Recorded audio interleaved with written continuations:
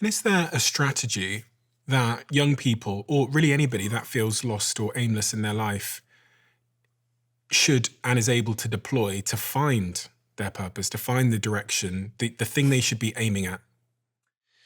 Well, you have to get out of this way of thinking that so many people have, which everything has to be simple and linear, and I'm headed in this direction. There's got to be a solution, like I'm hacking my way to the truth. Life doesn't work that way. Life is very complex. So I can't give you a single track answer to finding your life purpose, you as an individual. But I can give you kind of clues. I can kind of direct you towards certain paths that have worked for me and that have worked for hundreds of thousands of other people who've become masters or very successful in their field. And the first thing is you have to go inward. So you have to resist the pull that our culture gives you. You have to also really want this. That's probably what it really comes down to. Are you unhappy? Are you frustrated? Are you hitting kind of rock bottom? Is this a turning point in your life where you realize if I keep going this way in 5 years, it's going to be really serious? Okay, it has to be important to you, and you have to have a sense of urgency. And with that sense of urgency, you have to make some decisions. And one of the decisions that's absolutely essential is to pay less attention to what other people are doing, to pay less attention to what other people are saying, to pay less attention to what people are telling you should be doing, and to go inward and think about yourself and think about what you love and what your interests are that have nothing to do with what people are doing on social media, the things that grab you, that excite you deeply inside in a way that's almost irresistible. Now, for me, I can say that it was always been writing, okay? And I just couldn't figure out what kind of writing. But there's also things like when I ever read anything that has to do with ancient history, particularly the origins of humanity, hundreds of, tens of thousands of years ago, I am so excited. I can read every single article about that, every discovery that takes place in Africa about our origins. It just puts my mind in a spin to think that this is who we were 100,000 years ago and this is who we are now. I want to know more. That's like this one of these things that hits you in the gut. Well, the people out there, you have that. There's something like that. You had it when you were a child. You had it when you were 2, 3, 4 years old, 5 years old, and you've lost it because you're listening too much to other people. So it's kind of like archaeology would be the metaphor. You have to dig and dig and dig and find those bones and those relics and those artifacts from your past, the things that really excite you, as well as the things that you hate. Now, if I were to go, kind of do a reverse engineering, which I do with a lot of people who are successful like yourself, I could go back and kind of find that with you, where that hit you, because you had a particular path that led you to doing these podcasts. I know it wasn't a straight line. You deviated, you were in some other job that you hated, and then you slowly found your way. With each of those stories, there's a lesson for people, right? And that's what I compiled in Mastery. But it all begins from a sense of urgency. I can't go on this way. I have to find something that I love. When you're 20 or 21, maybe you don't feel that urgency because you're so young. You look good, you have lots of energy, the world's kind of open to you.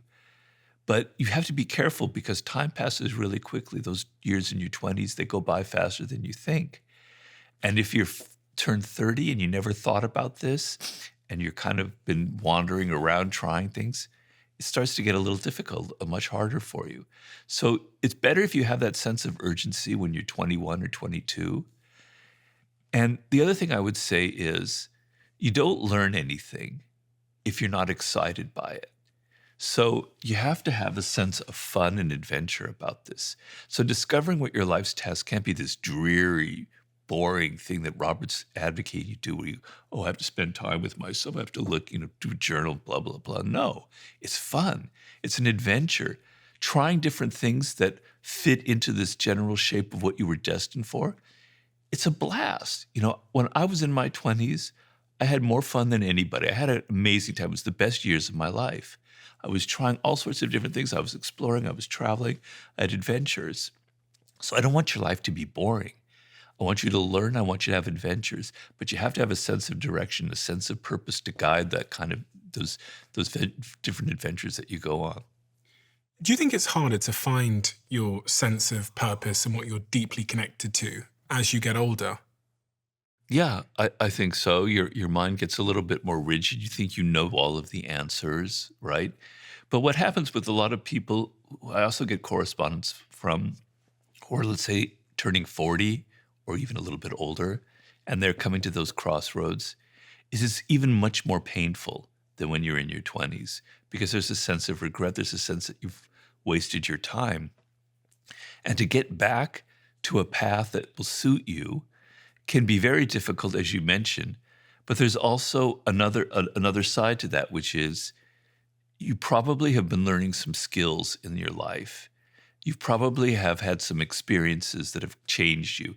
Because when you're 21, 22, you don't know the world. You don't know people. You think you know everything, but you don't know anything, right?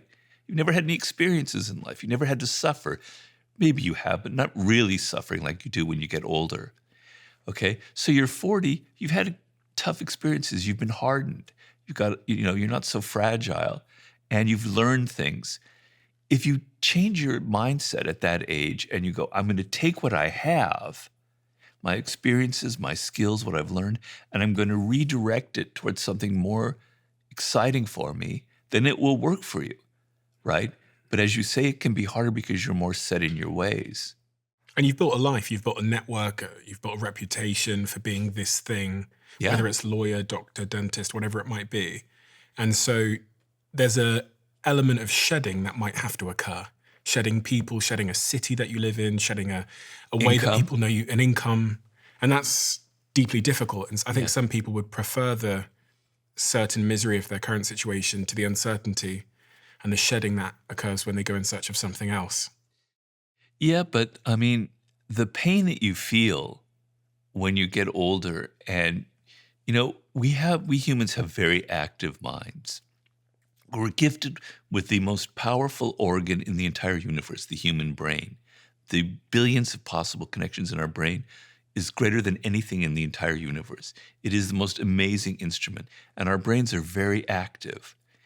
And when you get older and you don't have anything to put your brain onto, and things are slowing down, you don't realize that that's what's making you depressed. You don't realize that the fact that you haven't been able to fulfill what you were meant to fulfill is actually the source of your misery and unhappiness. You will blame it on other people. You will blame it on the world. You will blame it on politics. You won't look at yourself and realize that it comes from you.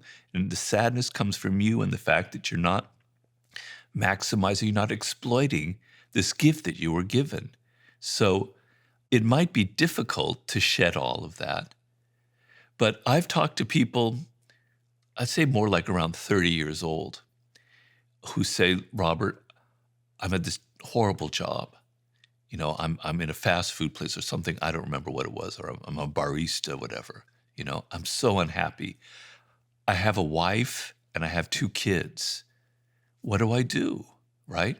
And so I go into their misery a little bit, and then I say, okay, let's first figure out something that you think you would really want in life, something that will have an income, because you have to pay for your wife and your children. You can't just go off and write poetry or become a rock star. You have to support yourself and your family. What could that possibly be? And we dig and we dig and we dig. I say, all right, we have an answer, a kind of an idea. I want you to do the following. I want you to carve out 2 hours or as much as you can at night where you start exploring this field on the internet, and you start considering maybe going to night school, okay, and taking classes that will change this course. And then I want you to think of 5 years where you're going to be, a goal, 5 years ahead. And they tell me overnight, just having that has changed them. Suddenly from their depression, they have hope and they feel 1,000,000 times better and they have energy just from realizing that there is a possibility. It's going to take hard work, but there is an answer. There is a place to go. And so it changes it when you have some sense of direction. There'll be so many people listening to that now, and they'll be thinking, I have a plan, I have an idea, or at least a kernel of an idea, but I've spent the last 3 months, 6 months, 12 months, 18 months, 2 years thinking, thinking, And not doing. and not doing. Yeah. People stop me all the time and they'll say, Steve, I'm thinking of starting a podcast. And I'll say, like, how long have you been thinking about this? But for the last 2.5 years. Yeah. I talk in Mastery about something called a concept called learning by doing. And back in the Middle Ages, they used to have an apprenticeship that you would go through. 7 years. You would learn to be a craftsman, right? You'd first go from being an apprentice to a journeyman to a master.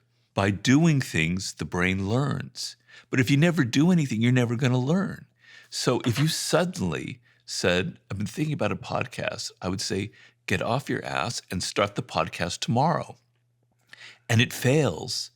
You have learned so many things. You've learned more in those 3 months of failure than you have been 2 years thinking or 5 years of getting an MBA from some school and putting yourself in massive debt.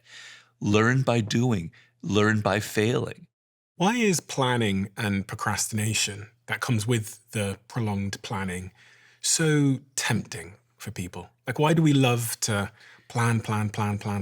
Because you're afraid of failure, quite honestly. Freud has a word for it in German, Erfolgsangst, which means fear of success. Because this is something that afflicts a lot of adolescents. Because if you're successful, you now have responsibility. You now have a reputation. You now have succeeded, and your next venture could fail, right? There's pressure that comes with trying something and putting your name out there. And if I don't ever try anything, if I don't bother, if I blame the world, I blame my parents, I blame my education system, I blame my partner, this, that, and the other, then you never have to worry. You never have to have that responsibility. You never have to have that fear of success. And that holds people back. So it's easier to not do anything and stay in your little bubble and go, God, if only I had money, I would have written this great novel. I would have, done this, or that, or the other. It's just crap. You're trying to delude yourself, and you're afraid of actually putting your neck out on the line. That's what it comes down to. It's a common syndrome among adolescents. I was reading, I think it was the book, The Courage to be Disliked, and it was talking in one of the sections about how some people they prefer to live in the realm of possibility. Yeah. And the realm of possibility is the space you live when you declare to the world that you're going to do something and be something, and before you actually do it. So when I tell my friends, listen, I'm going to become an actor, for example, the 1.5 years where I go around saying that I live in the world of possibility, where there's been no feedback to disprove me yet, Yeah. which is nice. Yeah. But I'm kind of getting the credit for being the type of person that's aspiring to change. Yeah. And that realm of possibility before you get feedback or try is a very nice place to be for some. It is, and it's very addicting, and it's kind of a narcotic. But the thing is, so you've got this realm of possibility, which you could become anything. I could become an actor. I could become a great novelist. I could become a CEO. I could be Elon Musk II. But the way the world works is you don't achieve anything unless you have limits. Having limits and hitting that wall and that resistance is what makes you learn, is what makes you great, is how the human brain functions. And what I mean by that is, let's say you're learning the piano. You can't just start out playing anything and just doing all the notes. It's very limited what you can do, right?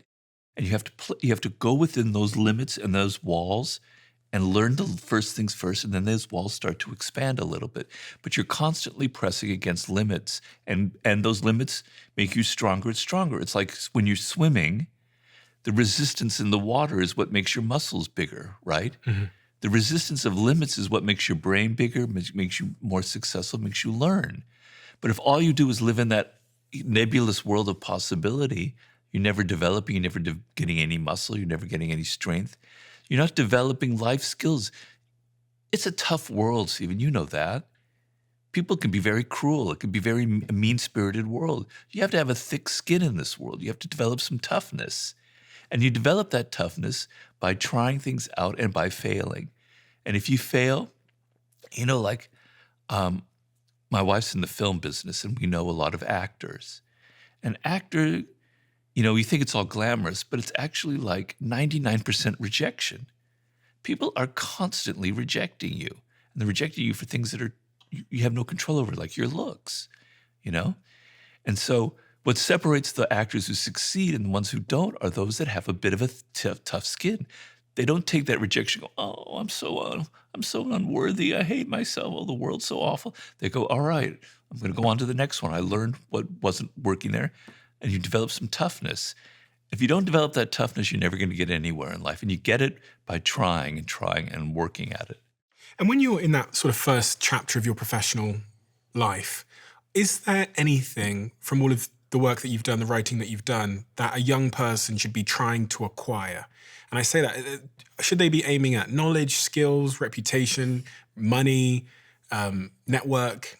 Definitely not money. Definitely not reputation.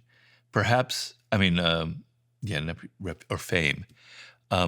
Perhaps network can help. But what you really want to do in this world, in the 21st century, in our decade, is skills. You want to be learning skills. The more skills you have, and I mean true skills, I don't mean trying something out for a year and then going on to something else for another. I mean getting real skill at something, right? Whether it's in computers, whether it's in the arts, in any field. Real skill. And then if you can develop 2 or 3 skills by the time you're in your 20s and still have some fun, the world is going to open up to you, because what you're going to be able to do when you turn 30 is you're going to go, I can take that skill that I learned in computers. I can take that skill I learned in media and in creating a podcast or whatever, and I can create a business that's going to combine the two in a way that no one has ever thought of, because I'm a unique person. The world will open up to you. Skills are the gold of the 21st century. And if you're seduced by money, if you think about money, you're doomed, because that's not what matters in life.